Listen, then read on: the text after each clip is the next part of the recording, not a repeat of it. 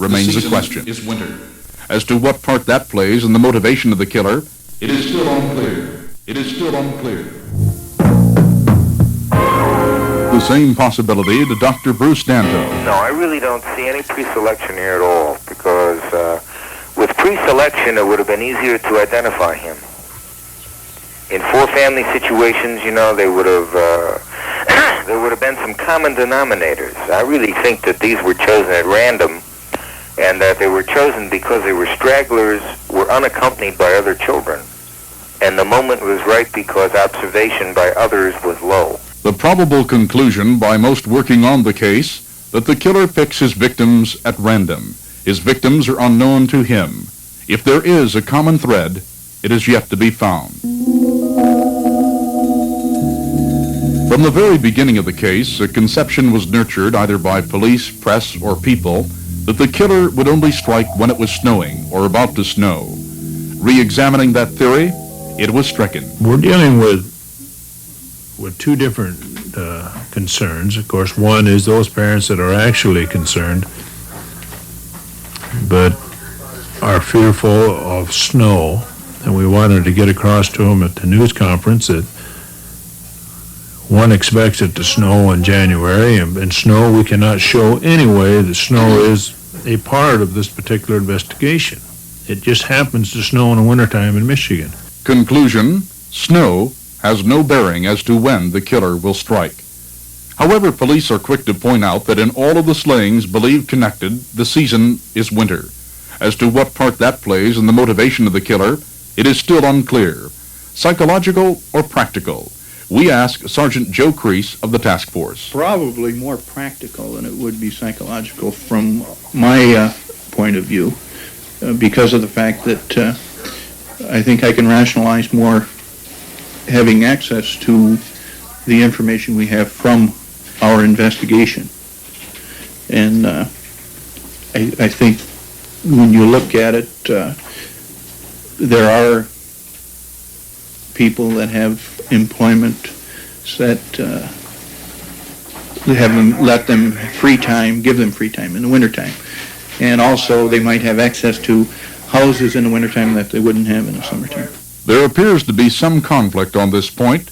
While task force investigators tend to believe the killer strikes in the winter because of practicality, Dr. Bruce Danto believes it is probable that cold weather and wintertime have some psychological impact on the killer as well. Conclusion: wintertime, while it seems to hold relevance to the crimes, how or why still remains a question. It began in the manner in which Mark Stebbins was deposited, which was similar to the method of body drop for the rest of the children,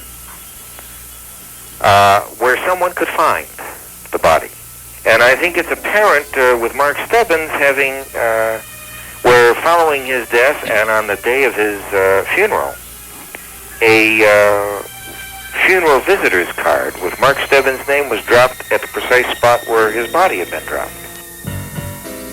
Psychiatrist Dr. Danto advances another theory, that whoever the killer is, he is playing a game that defies authority and capture. Danto is convinced the killer responded to him at one point during the disappearance of Kristine Mihalich. Danto made a plea to the killer. Several days later, Kristine's body was found in Franklin Village at the edge of Bruce Lane. Bruce is Dr. Danto's first name. Believes that, plus the discovery of Timmy King's body near Baseline Road in Livonia, complements a theory that the letters BL have some meaning to the killer. BL as in Bruce Lane and Baseline, and also the point from which Timmy King was kidnapped and later found dead. Birmingham, Livonia, BL. Once again, a conflict in theory between Dr. Danto and the task force. Sergeant Joe Krease is not enthusiastic about the possibility the killer is playing a type of game. I don't feel that he is. I feel that this is someone that is doing this not because they hate children. I think there's some mental problem that possibly they have a great love for children. But after you commit yourself to a kidnapping and abduction and whatever sexual contact might be made, I think this individual is put into a position where they're forced to homicide to protect their own identity. Is there a game plan, or is it all happenstance? No apparent conclusion. At this point, with several similar pieces to an as of yet unidentified puzzle, it is assumed there is no game.